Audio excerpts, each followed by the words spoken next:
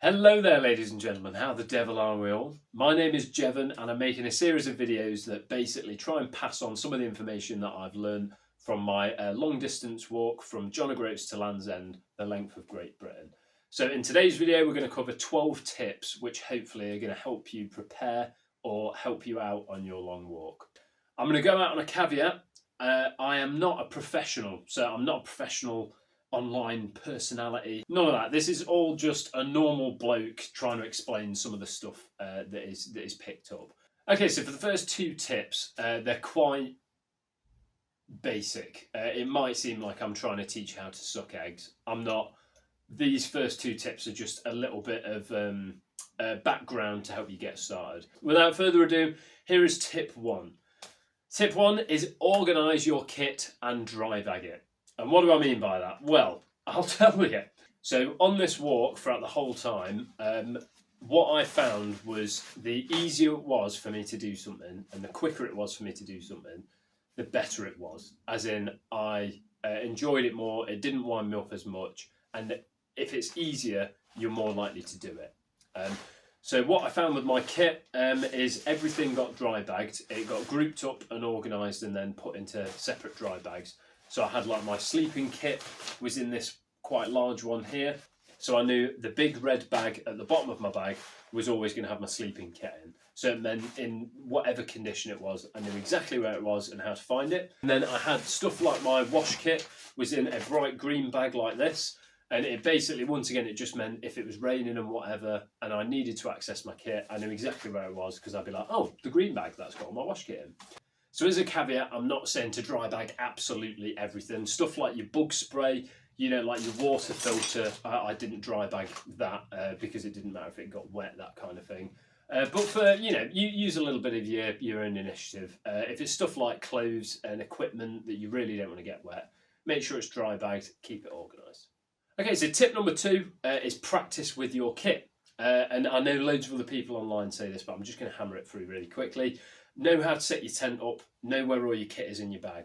And all that means is if it's lashing it down the rain, you're getting battered, you're miserable, you're like, I just want to go to sleep.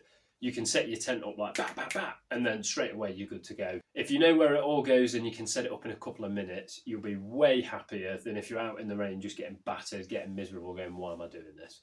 So the faster you can do it, the faster it stops those negative thoughts saying you should just go home. That's what I'm trying to get at.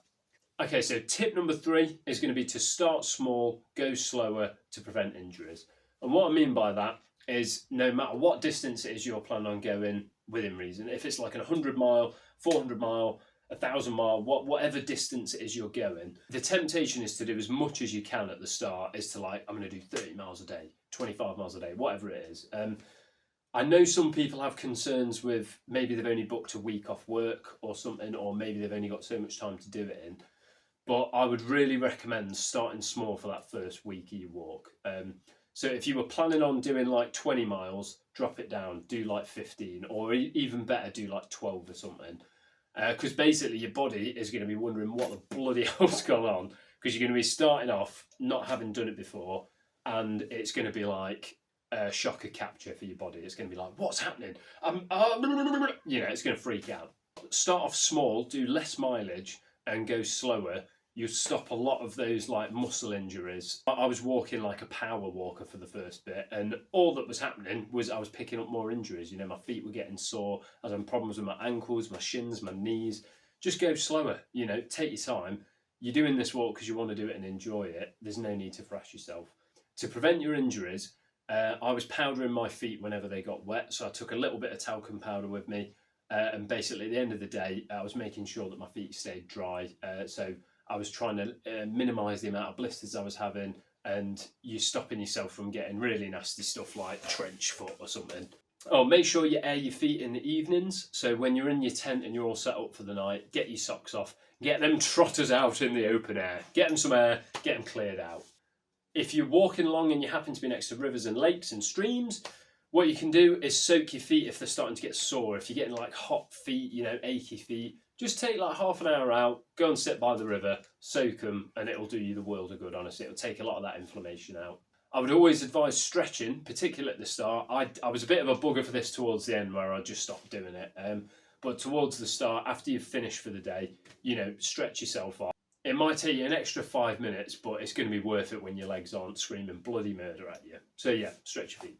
Tip number 4, this one I think I've come up with, so I'm actually pretty pleased with this one, is keep a log of your gas. Jevon, what on earth are you talking about? Keep a log of your gas. Well, I'm going to tell you. So your gas is going to burn when you're doing your cooking or you're boiling your water or whatever it is. Whenever you've got your stove operational, your gas is going to burn. And obviously your gas can is not going to have an infinite amount of gas in it. But it's really tough to tell how much gas you have in, particularly when you start getting past the halfway point and you're like, have I got enough? Do I need to replenish it? What's going on? So what I started doing was every time I had the stove on, I would just set the stopwatch on my phone, and whether it's 4 minutes, 5 minutes, and I just kept a log and added that up. And what you can do online is you can figure out what the normal average rate of burning is for a normal stove. Obviously this is all average, so you take it a bit tongue-in-cheek, but I figured out my can of gas that I took had about 90 minutes of burning. So what I was doing was counting down the minutes towards that 90. And then I put a 10% like bounce in. So I was like, I've got 81 minutes before I need to start replenishing it. And what that meant is it just takes all the stress out where you're like, oh, I'm not sure if this is on its way out, or it stops you spending unnecessary money. And it helps you just get the most out of your gas canisters. So keep a little log.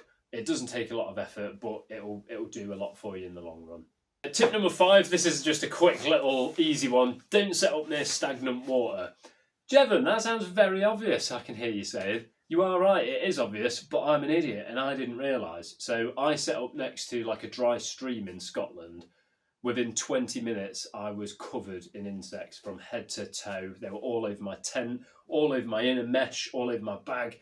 And it was like, I don't know, something out of Starship Troopers. So my personal advice is if you can find somewhere that's not next to stagnant water, I would rather go there than next to stagnant water. So it might be a little bit common sense, but don't do it. Tip number 6 is find food that works for you. And what I mean by this is it's really easy to read up on stuff online in preparation for these journeys. You know, you look at thru-hikers and what food they eat, what the best nutrition is, how can I get most calories in, all that good stuff. But what it comes down to is if you don't enjoy the food you're eating, you won't eat it. And the amount of times I was skipping meals because I was like, I can't be bothered to get that stuff out or whatever it was.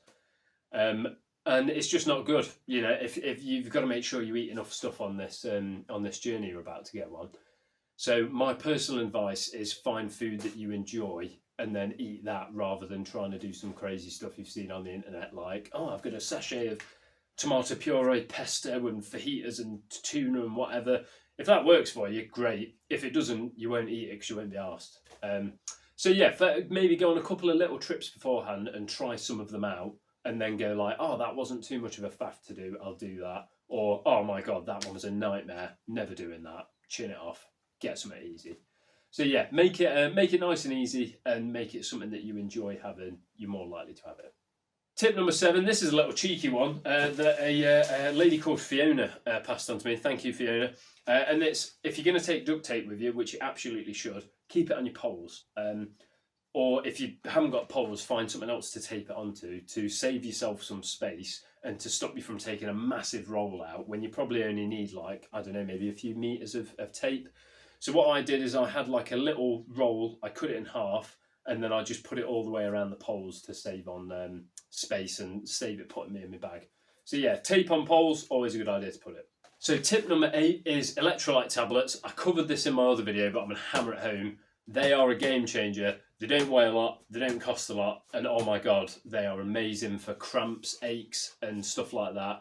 They're little tablets you pop in like a normal bottle of water, you give it a shake, after 2 minutes, you can drink it, and like the aches and pains that you've got in your legs and your back, I guarantee you they will get lessened. It's not going to remove them, it's not going to eradicate them, but like I noticed a difference from when I had the tablets and when I didn't have the tablets. So I personally think they're brilliant. I would recommend them for how little space they take up. Electrolyte tabs. They're the way to go, baby. Tip number 9 is have a rule when you're wild camping of where you're going to set up and what time and stick to it. So towards the end of the day when you're starting to look for places to camp, you can get into this trap where you're like, oh, I've not hit my goal for the day. I've not hit 18 miles. I've not hit 16, whatever it is. And what will happen is if you hit that goal, I guarantee you'll walk. It could be an extra mile. It could be an extra 4 miles, whatever. You'll be walking to try and find a place to camp, and it'll add extra miles onto that day that you didn't want to add on. So what I was doing was, I had a rule, was when I got to mile 16, I would look for a place to camp. And even though I was trying to hit like 18 a day for most of it, I knew when I got to 16, I needed to look somewhere. And sometimes that meant I found somewhere instantly. So at mile 16, I was like, oh, that's a good spot, I'll go there. But what it means is you're not wandering around getting excess knackerage, you know, where you're trying to find a place to go and you can't find anywhere. So I would always have it in the back of your head, when you hit a certain mileage, that's when you look for a camp spot. And if it ends the day early, it ends it early, you know. But you're always better off doing that and cutting it short than dragging it on for like an extra 4 or 5 miles and knackering yourself. So tip number 10 is Sealy bags. What are Sealy bags? These are Sealy bags. You can get them in any supermarket or store or anything like that. These are Morrison's brand Sealy bags, although I'm not sponsored. In Morrison's, if you're interested, we can work something out. Basically, they're little plastic bags that you can seal up, as the name suggests, and it keeps stuff like relatively watertight and airtight. Is it absolutely foolproof? No, but it's pretty good. So I was putting like rubbish in these, just like odds and ends that you might pick up that you're looking for a place to keep them dry, but you can't be bothered to put them in a dry bag or something. Sealy bags, you're really good for just storing things in, and they weigh nothing, they take up no space. So I always had like, I think I had like 20 with me, just like stuffed in pockets. And it just meant if I had to throw stuff away, or, you know, I had a spillage on a bit of kit or whatever it is, I could put it in the Sealy bag and then be like, right, I can forget about that. It's watertight and airtight, it's not going anywhere. So yeah, Sealy bags, carry loads of them, you never know when you're going to need them. I'll try that again, not like a drunk. Sealy bags, you'll never know when you're going to need them, may as well carry them. Number 11, beware of OS maps. OS maps is a very powerful tool, but it's a fickle mistress. So if you're plotting a route for a very long distance walk, my advice is to try and stick to a national trail. So if you pick a national trail, the chances are, because of how many people go on them, it will be clearly waymarked, so you'll be able to navigate easier, and it'll also not be obstructed. Because what was happening was, when I was doing these rogue little bits in between the national trails, so for example, in between the West Highland Way and the Pennine Way, I had about 120 miles to cover. And I was like, oh, I'll just plot my own route, it'll be sound.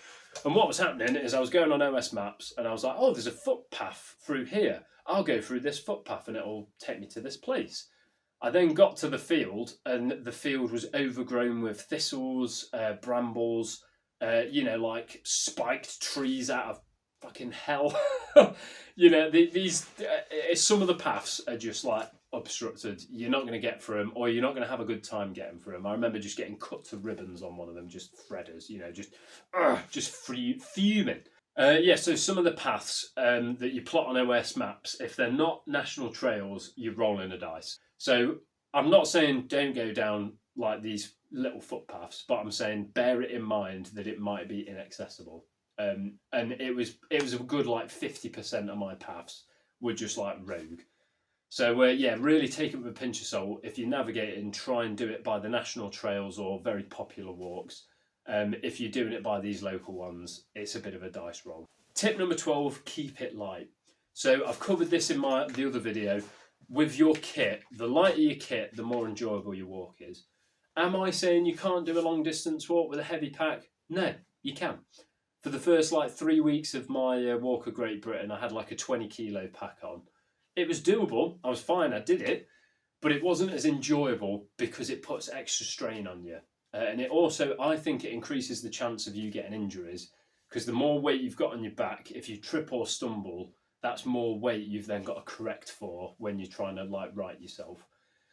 So yeah, I think having the lightest kit that you can, you know, obviously to the expense that you can. If you haven't got a big budget for it, you know, you're going to have to take heavier kit. But if you can have lighter kit, I think it's worth its weight in gold. So yeah, I think I dropped my kit down from 20 kilos at the start to about 15 or I think it was like 15.5. Anyway, that 5 kilos made a massive difference. And it just meant I wasn't aching as much. I was able to enjoy it a bit more rather than being in constant pain. So yeah, keep your kit light is another one. As a little extra one, I know I've not put this, I know it's 12 tips to help you out. A little extra tip, bonus tip, is be wary booking your accommodation too far ahead. There's two schools of thought of this, where some people I know who did this walk planned out their entire 90 days or 70 days, whatever it was, of where they were going to stop on every single night. And what happened to them, unfortunately, is they got an injury, which meant they couldn't go as far on one of the days that they wanted, or weather like thunder came in and they couldn't get to where they needed to get to. Whatever it is, if you plan too far ahead, you've got to have it in the back of your mind that stuff changes, okay? So I didn't plan any of my accommodation until the day of. That's probably got its own drawbacks, because it was a little bit stressful at times where I was like, oh man, I haven't got a place to sleep and I still haven't found anywhere. But in my view, as long as you've got your tent with you, you've got your sleeping stuff and some food, if you can't find a campsite or a hotel or a hostel or whatever it is, you can always wild camp somewhere, providing that you're respectful and you pitch up late and you leave early. Whereas if you book all your accommodation for like 100 days and one thing sets you out of kilter that you didn't expect, an injury or your kit breaks or whatever it is, it has a knock-on effect for all those 100 days. So I personally think you're always better off doing it sort of lastminute.com than you are trying to prep it in advance, because you never know what's going to happen out on that trail. So you've got to sort of have that in the back of your head that you need to adapt. So yeah, I would say be wary of booking too far ahead. I'm not saying don't do it, I'm saying be wary. So that's the end of the video. That's a short selection of 12 tips I can give you just off the top of my head that'll help you out on your long distance journey. If there's any questions anybody's got, you want to pick my brain about someone who's sort of been there and done it, please fire them through and I'll try and help you out. As for that, hope you have a good one. Enjoy your next trip or your next walk, and I'll see you soon.